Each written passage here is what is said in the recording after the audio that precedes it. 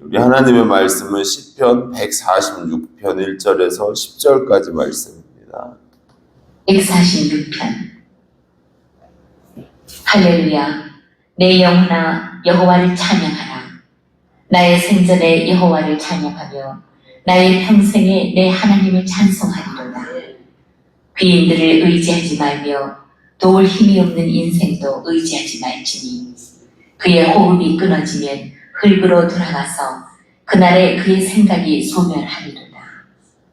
야곱의 하나님을 자기의 도움으로 삼으며 여호와 자기 하나님에게 자기의 소망을 두는 자는 복이 있도다. 여호와는 천지와 바다와 그 중에 만물을 지으시며 영원히 진실함을 지키시며 억눌린 사람들을 위해 정의로 심판하시며 줄인 자들에게 먹을 것을 주시는 이시로다. 여호와께서는 갇힌 자들에게 자유를 주시는도다. 여호와께서 맹인들의 눈을 여시며 여호와께서 비굴한 자들을 일으키시며 여호와께서 의인들을 사랑하시며 여호와께서 나그네들을 보호하시며 고아와 과부를 붙드시고 악인들의 길은 굳게 하시는도다. 시온아 여호와는 영원히 다스리시고 내 하나님은 대대로 통치하시리로다. 아멘. 아멘. 예. 우리의 삶 속에서 하나님을 늘 찬양하시고 영광 올려드리는 귀한 삶이 되시기를 축복합니다. 오늘 시편 146편부터 150편까지는 할렐루야로 시작해서 할렐루야로 끝이 나는 할렐시입니다.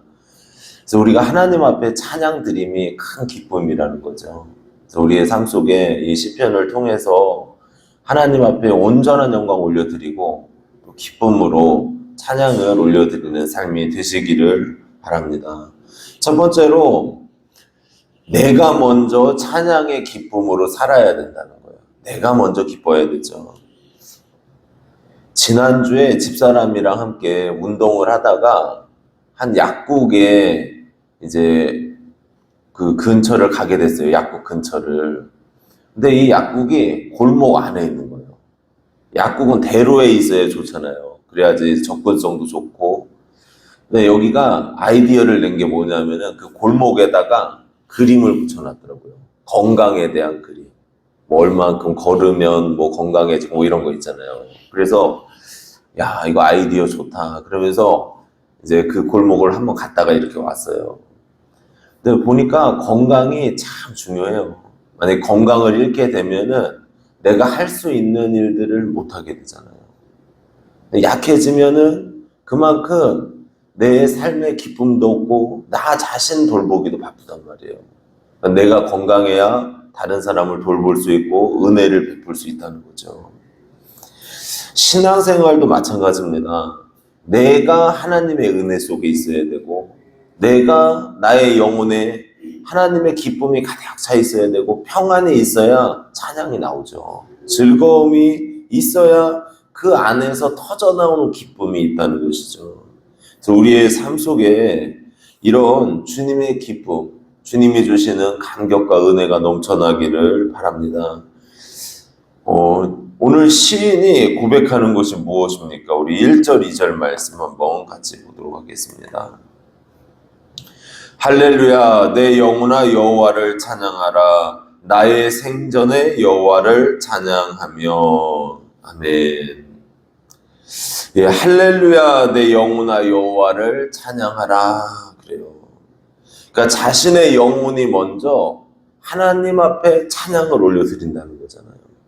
그러니까 이 시인은 그 마음속에 하나님에 대한 믿음이 있었고 하나님을 바라보는 눈이 열렸고 그 안에 찬양하는 기쁨을 알았다는 거예요. 그러니까 내 영혼 보고 먼저 하나님을 찬양하라. 그리고 나의 생전에 나의 평생에 여호와를 찬양하며 그러잖아요. 그러니까 자신이 살아있는 동안 찬양을 놓지 않는데요. 기쁨으로 찬양을 드려야 됩니다. 그 트로트 같은 거 좋아하시는 분들 있잖아요. 저희 아버지도 트로트를 참 좋아하셔요. 그래가지고 저한테 맨날 노래 어떻게 좀 들을 수 있게끔 해달라는 거예요. 근데 그렇게 많이 들으세요. 막 계속 들으시고 좋으시대요. 근데 트로트보다 복음성가도 좀 많이 들으시고 찬양도 많이 들으시고 많이 부르시고 집에서 혼자 있을 때에도 찬양을 부르는 시간을 가지시면 좋겠다, 그런 생각이 들어요. 우리도 마찬가지죠. 찬양이 힘이고 능력임을 믿으시고 기쁨으로 찬양 드리시길 바랍니다. 시편 69편 30절에서 31절 보면은 내가 노래로 하나님의 이름을 찬송하며 감사함으로 하나님을 광대하시다 하리니 이것이 소 곧 뿔과 굽이 있는 황소를 드림보다 여호와를 더욱 기쁘시게 함이 될 것이라. 그러니까 하나님을 찬양하고 그 이름 앞에 영광 올려드리고 이렇게 하는 것이 소 곧 뿔과 굽이 있는 황소를 드림보다 하나님을 더 기쁘시게 한대요. 그러니까 찬양이 얼마나 힘이 나는 거예요. 하나님이 기뻐하신다니까. 그래서 우리가 이렇게 기쁨의 찬양을 올려드리시기를 소원합니다. 두 번째로 사람을 의지하지 말고 창조주 하나님만을 의지하라 말씀을 하고 있어요. 그러니까 이 땅을 살아가면서 우리가 사람 때문에 행복하기도 하고 또 사람 때문에 불행하기도 합니다. 이 배신의 상처를 겪잖아요. 그러니까 사람은 사실 자신의 이익과 유익에 따라서 왔다 갔다 해요. 옛날에 그러잖아요. 박쥐 이야기 있었잖아요. 이리 붙었다 저리 붙었다. 그러니까 사람은 자신의 욕망이 있고 욕심이 있기 때문에 자꾸 움직인단 말이에요. 아무리 친한 사이라도 자신의 어떤 재산이나 이익이 딱 걸려있잖아요. 그러면은 움직인단 말이에요, 사람은. 그래서 배신하고 배반하면서 큰 아픔을 겪게 됩니다. 일타 스캔들이라는 드라마가 있더라고요. 근데 그 중에 한 장면이 나오는데 엄마가 딸을 버리고 이모가 그 딸을 키워요. 근데 이모잖아요. 한 날이 아이가 오더니 그래요. 유치원을 다니면서 이모 이제 엄마라고 부르면 한대, 그러는 거예요. 그러니까 자기 엄마가 없으니까 너무 슬펐던 거죠. 그래서 그래 엄마라고 불러. 그래서 이제 이모를 엄마라고 부르면서 지내요. 이제 한 중학교쯤 됐을까 이 아이가 한 친구한테 털어놓는 거예요. 사실은 나랑 같이 지내는 분 엄마가 아니고 이모야, 이렇게 얘기를 했어요.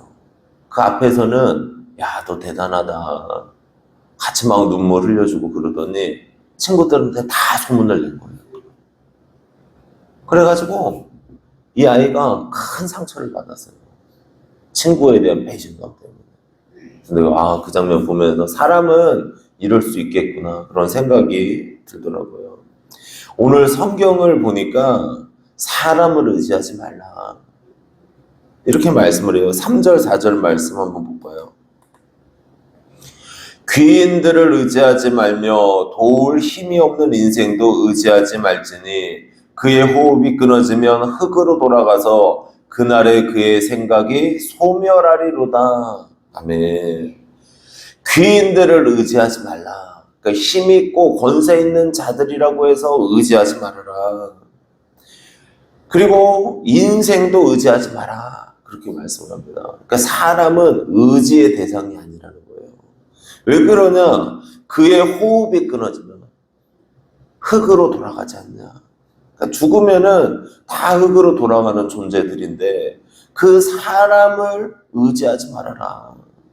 그러니까 사람은 사랑의 대상이고 긍휼의 대상인 거예요. 우리의 의지의 대상이 아니라는 것입니다. 어떤 사람이 내 인생을 크게 도와주고 붙들어줄 것 같잖아요. 실제로 안 그래요. 잘 안 도와준단 말이에요. 우리가 이 세상을 살아갈 때 오직 하나님만을 의지하기를 소원합니다. 하나님이 나의 능력이 되어주시고 하나님이 힘이 되어주시고 우리를 붙들어 주신다는 거예요. 또한 우리 하나님은 어떤 하나님이시라는 거예요? 창조의 하나님이시라고 말씀을 하고 있습니다. 5절 6절 말씀입니다. 야곱의 하나님을 자기의 도움으로 삼으며 여호와 자기 하나님에게 자기의 소망을 두는 자는 복이 있도다. 여호와는 천지와 바다와 그 중에 만물을 지으시며 영원히 진실함을 지키시며. 아멘. 그러니까 하나님께 소망을 두는 자가 복이 있는데 왜 그 사람이 복이 있냐? 하나님은 천지와 바다를 창조하신 창조주이시다. 능력의 하나님이시다 고백하잖아요. 그러니까 그 창조주 하나님이 나를 도와주시고 창조주 하나님이 나를 붙들어 주신다면 그것만큼 강력한 힘은 없다는 거예요. 그래서 우리가 진짜 의지해야 될 분은 사람이 아니라 하나님만을 의지하라고 말씀하고 있습니다. 우리의 마음의 중심이 언제나 하나님께 소망을 두시고 하나님 바라보시고 승리하시기를 축복합니다. 그리고 마지막으로 긍휼과 자비의 하나님을 소망해야 된다는 거예요.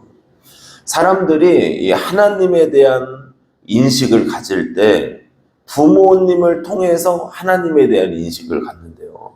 그러니까 아버지를 통해서 특히 그러는데 아버지가 너무 무서워요. 그리고 폭력적이에요. 그러면은 하나님을 생각할 때도 하나님도 이렇게 두렵고 무섭고 폭력적이시다 이렇게 생각을 하는 사람들이 있다는 거예요. 그러나 하나님은 어떤 분이십니까? 하나님은 우리를 사랑하시고 긍휼히 여기신 하나님이신 줄로 믿습니다. 그래서 우리를 자녀로 대우하신다고 그러셨거든요. 7절에서 9절까지 말씀을 보면은 하나님이 어떤 하나님이신지를 증거하고 있어요. 우리 7절에서 9절까지 읽겠습니다. 억눌린 사람들을 위해 정의로 심판하시며 줄인 자에게 먹을 것을 주시는 이시로다. 여호와께서는 갇힌 자들에게 자유를 주시는도다. 여호와께서 맹인들의 눈을 여시며 여호와께서 비굴한 자들을 일으키시며 여호와께서 의인들을 사랑하시며 여호와께서 나그네들을 보호하시며 고아와 과부를 붙드시고 악인들의 길은 굳게 하시는도다. 아멘. 예, 하나님께서 긍휼과 자비로 사람들을 다 이끌고 있다는 거예요. 근데 여기에 보니까 어떤 사람입니까? 억눌린 사람, 줄인 사람, 갇힌 자, 맹인들, 비굴한 자들, 의인들, 나그네들, 고아와 과부들. 그러니까 다 약한 사람들이잖아요, 지금. 약하고 힘없고 그런 사람들을 하나님이 일으켜 세워주시고 붙들어 주시고 사랑해 주시고 이게 무엇입니까? 하나님은 약하고 연약한 사람들을 하나님의 사랑의 눈으로 바라보시고 그들의 공급자가 되어주시고 회복자가 되어주시길 원하신다는 거죠.